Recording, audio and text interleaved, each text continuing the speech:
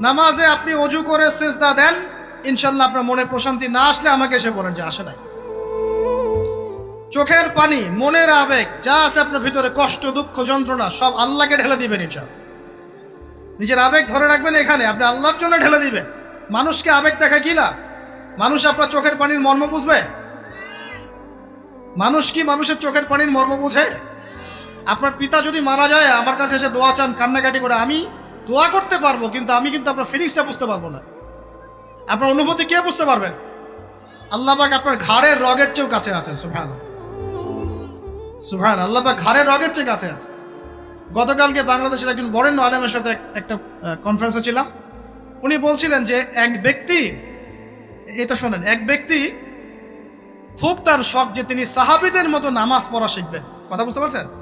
সাহাবীদের মতো নামাজ শিখবেন। তো একজন বরেণ্য আলেমের কাছে এসেছেন, এসে বলছেন